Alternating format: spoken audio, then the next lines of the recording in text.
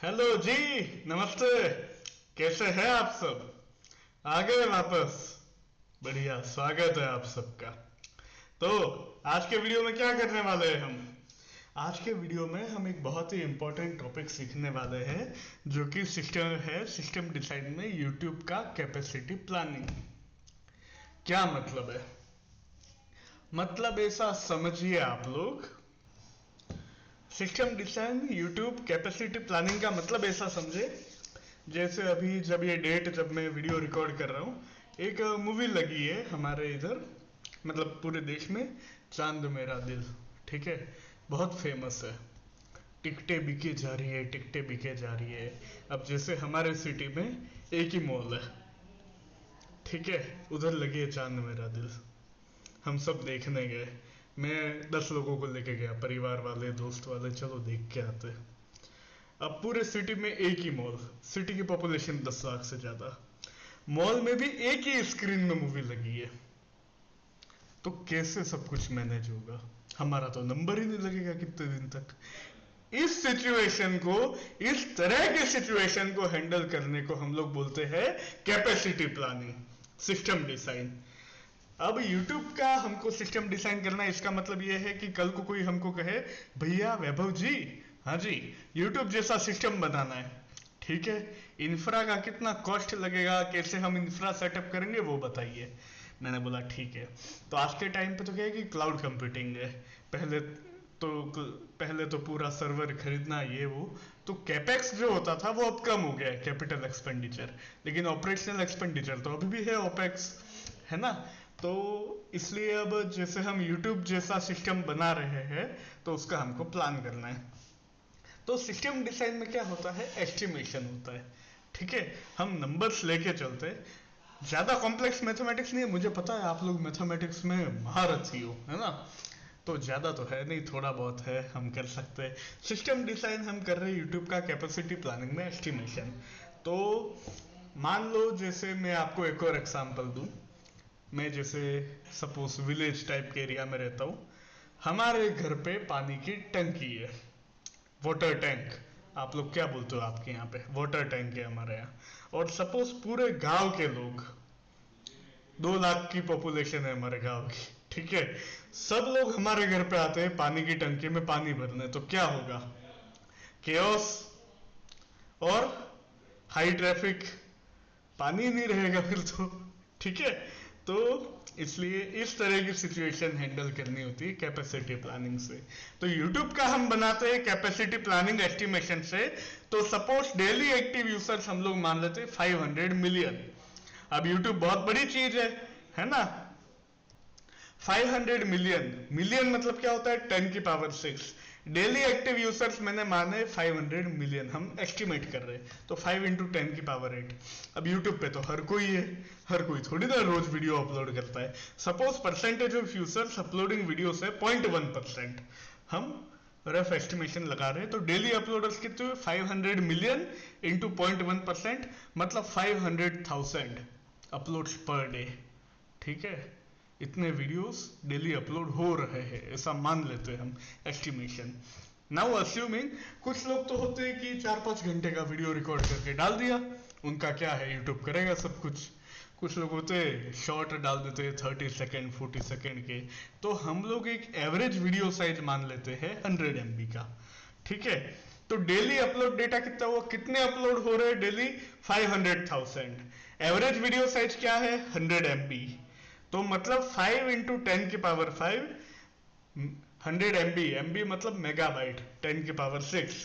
तो 5 × 10 की power 5, 100 MB, तो ये हो जाता है 50 TB per day. Daily YouTube पे विथ कितना वीडियो अपलोड हो रहा है, डेली अपलोड डेटा कितना? 50 TB पर डे। अब टीबी क्या होता है? 10 की पावर 12। ठीक है, तो डेली स्टोरेज कितना चाहिए? अब रोज इतने सारे यूजर्स वीडियो अपलोड कर रहे हैं, तो स्टोरेज तो चाहिए। डेली स्टोरेज ही हमको 50 TB का चाहिए पर डे का। हमारे लैपटॉप की SSD 1 TB है, 50 लैपटॉप एक दिन के चाहिए ताकि स्टोरेज हो सके। ईयरली स्टोरेज कितना हुआ? 50 × 365, 18.25 petabyte petabyte is insanely exaggerated high number. Petabyte मतलब 10 की पावर 15। अब रेप्लिकेशन रखना होता है। देखो होता क्या है, फॉल्ट टॉलरेंस का कॉन्सेप्ट होता है क्लाउड कंप्यूटिंग में। मतलब से जैसे सपोज करो आप लोग एयरलाइन में ट्रेवल कर रहे हो, तो कोई बड़ी फेमस एयरलाइन की कंपनी है, अब हम नाम तो नहीं लेंगे यहाँ पे क्योंकि 3-4 नाम है। तो आप गए, जैसे सपोज आपको जाना है दिल्ली से बेंगलोर। दिल्ली एयरपोर्ट पे आप गए, उन्होंने बोला भैया प्लेन तो खराब हो गया है। मैंने बोला तुम्हारा प्लेन खराब हो तुम्हारा हेडेक है, मेरे को बेंगलोर जाना है। उन्होंने बोला ठीक है सर, हमारे पास दूसरा प्लेन है, जितने भी, अब मैं अकेला तो सवारी हूँ नहीं passenger, so many passenger, sir एक बैकअप हमारे पास एक और एरोप्लेन है, आप लोग उसमें चले जाइएगा, पर आप थोड़ा वेट कीजिए 10-15 मिनट। मैंने बोला ठीक है। इसको बोलते हैं फॉल्ट टॉलरेंस।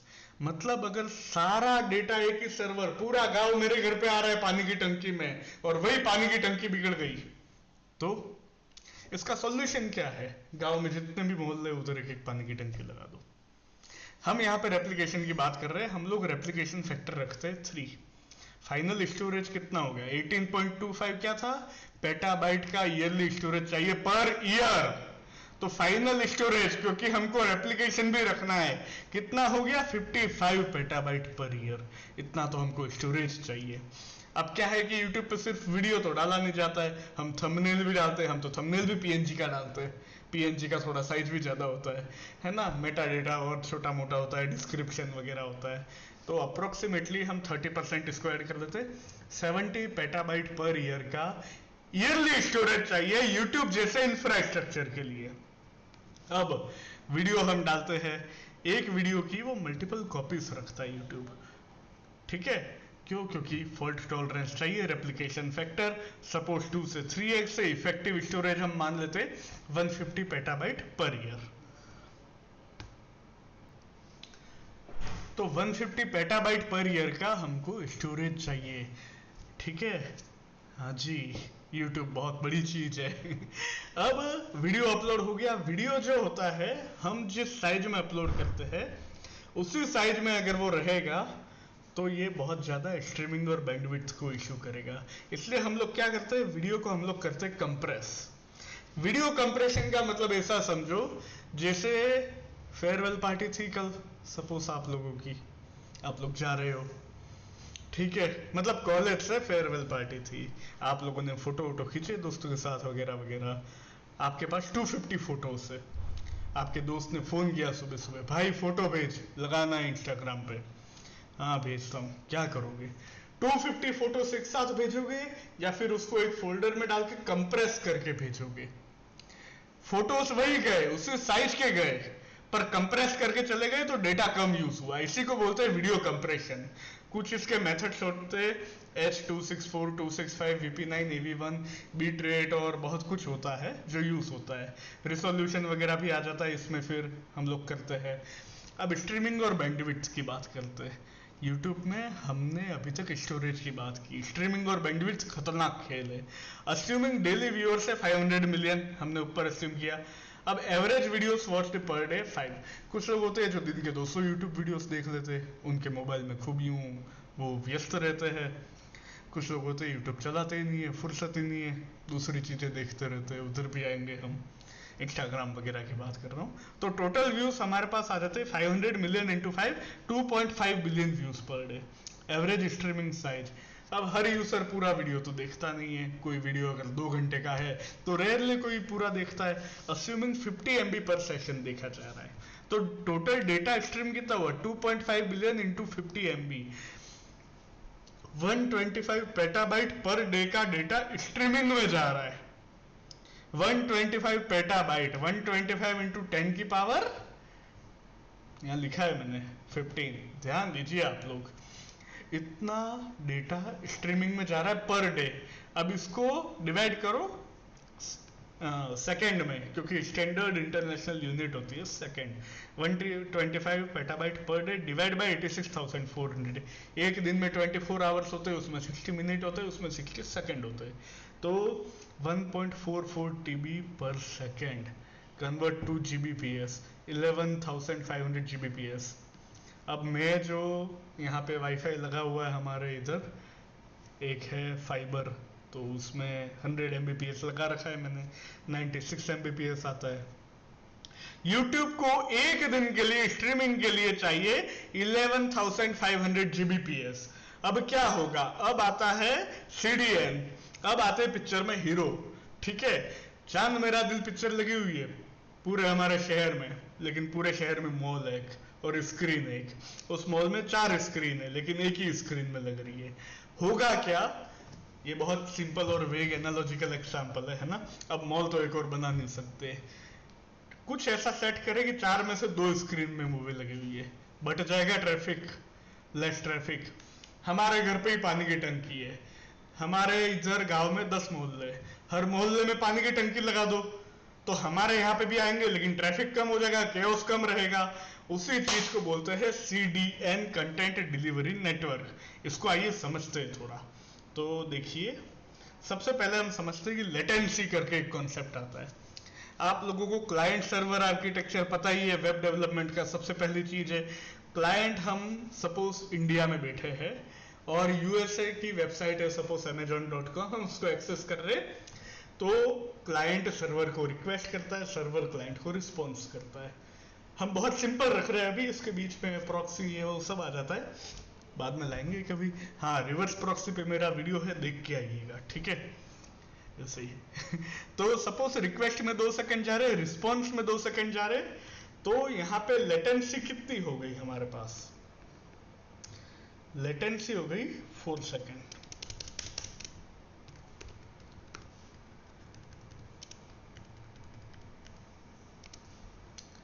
मतलब यूजर को 4 सेकंड वेट करना है, ठीक है। यहीं अगर सपोज ऐसा हो जाए कि ये टाइम कम हो जाए, रिक्वेस्ट जा रही है 1 सेकंड में, रिस्पॉन्स आ रहा है 1 सेकंड में, तो लेटेंसी होगी 2 सेकंड। ये लेटेंसी का कॉन्सेप्ट होता है। Latency should be minimum for better user experience, correct. अब हम लोग CDN का आर्किटेक्चर समझते हैं। CDN होता है कंटेंट डिलीवरी नेटवर्क। देखो, मेहनत की है आप लोगों के लिए, जो वीडियो को लाइक किए बिना चले गए ना तो देख रखना, it's a request that you should like the video, है ना। CDN होता है कंटेंट डिलीवरी नेटवर्क। अब सपोज कोई यूजर 1 बैठा है, ठीक है, उसने Amazon की वेबसाइट को एक्सेस करना है। CDN क्या करता है, हमने हर मोहल्ले में पानी की टंकी लगा दी। अब जैसे AWS में क्लाउड फ्रंट होता है, इनका सर्वर जो है डेटा सेंटर वगैरह वो US में है, लेकिन एज सर्वर जो होते हैं वो ऑल ओवर वर्ल्ड में मल्टीपल जगह पे डिप्लॉयड रहते हैं। तो यूजर 1 पहली बार जब जा रहा है amazon.com पे, तो उसकी रिक्वेस्ट जाती है एज सर्वर पे, एज सर्वर ओरिजिन सर्वर पे भेजता है, इनके बीच में कनेक्टिविटी स्ट्रॉन्ग रहती है। यूजर जब डायरेक्ट भेजता है ओरिजिन सर्वर को रिक्वेस्ट, तो उसमें टाइम ज्यादा लगता है, लेकिन ये इस तरह से सेटअप होता है कि एज सर्वर और ओरिजिन सर्वर में टाइम कम लगता है। यूजर 1 इंडिया में बैठा है, उसको amazon.com एक्सेस करना है, तो पहले जो लोकल एज सर्वर है उधर रिक्वेस्ट जाती है, एज सर्वर Amazon के पास जाता है, सर्वर के पास, वो रिस्पॉन्स करता है, एज सर्वर रखता है कैशिंग, ठीक है, फिर एज सर्वर उसको रिप्लाई कर देता है। अभी कोई सेकेंड यूजर है इंडिया में ही, उसको वापस वही वेबसाइट एक्सेस करनी है, तो वो सीधा एज सर्वर के पास जाता है, एज सर्वर वापस नहीं जाता ओरिजिन सर्वर के पास, एज सर्वर ने कैशिंग किया हुआ है, वो रिप्लाई कर देता है। एक यूजर के पास मल्टीपल एज सर्वर्स होते हैं, जिनकी लेटेंसी कम हो, वो एज सर्वर उसको रिस्पॉन्स कर देता है। एज सर्वर का TTL होता है, टाइम टू लीव, वो कितने समय के लिए कैशिंग रखता है। बाय डिफॉल्ट एज्योर में शायद 7 डेज होता है, या फिर हम कॉन्फ़िगर भी कर सकते हैं। ये होता है CDN का कॉन्सेप्ट। हर मोहल्ले में पानी की टंकी लगा दो, सिंपल एग्जांपल, वाटर टैंक, ठीक है।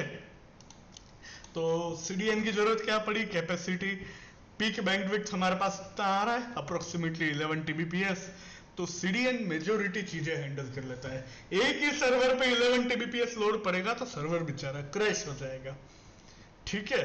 तो CDN मेजोरिटी चीजें हैंडल कर लेता है, तो CDN लगभग 8 to 10 Tbps बैंडविड्थ CDN में डिस्ट्रीब्यूट हो जाता है। अब पीक ट्रैफिक, कभी कभी ट्रैफिक बहुत हाई रहता है, कभी तो ऐसा रहेगा कि गांव में कुछ विशेष फंक्शन है, मेहमान आ रहे, शादी ब्याह हो रहा है, बारात रुकी हुई है 3 दिन से, तो पानी की ज्यादा जरूरत है ना, गांव की बेटी की विवाह हो रहा है, ठीक है। तो peak traffic assuming peak factor assume 3x, 3 time ज्यादा चाहिए रहता है।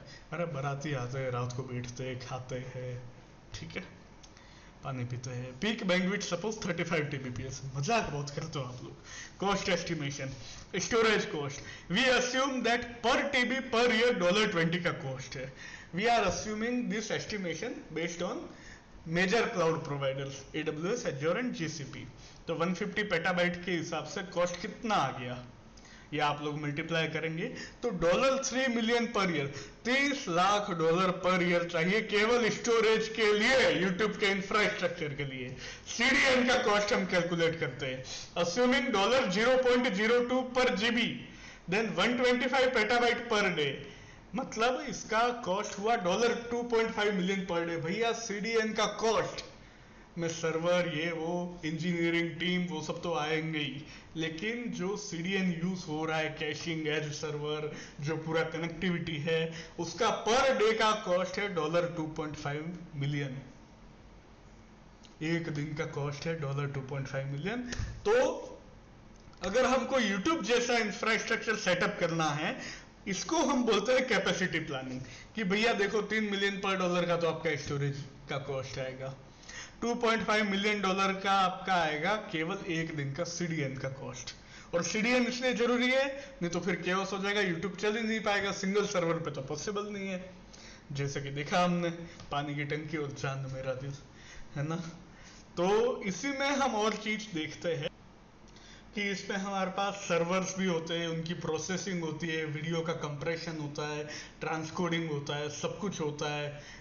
तो इस तरह से कॉस्ट का हम लोग कैपेसिटी प्लानिंग करते हैं। ये जो हमने किया इस वीडियो में, उसको बोलते हैं सिस्टम डिजाइन का कैपेसिटी प्लानिंग। समझे आप लोग, यूट्यूब एक बहुत बड़ा प्लेटफॉर्म है। तो ये एक बार हम फ्लो स्टार्टिंग से देख लेते हैं। ये लेटेंसी है, ये CDN का आर्किटेक्चर है।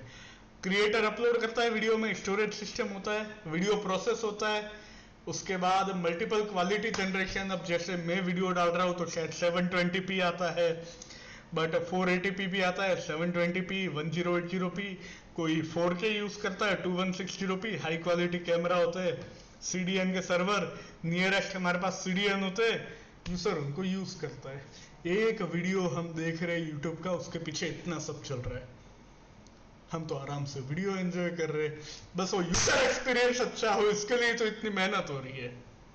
समझ गए आप लोग कि कैपेसिटी प्लानिंग क्या होता है यूट्यूब में, सिस्टम डिजाइन का कैपेसिटी प्लानिंग क्या होता है। वीडियो को लाइक कीजिए, कमेंट में बताइए आपको कैसा लगा, शेयर कीजिए, चैनल तक आए हो तो सब्सक्राइब कीजिए। मिलते हैं अगले वीडियो में, धन्यवाद।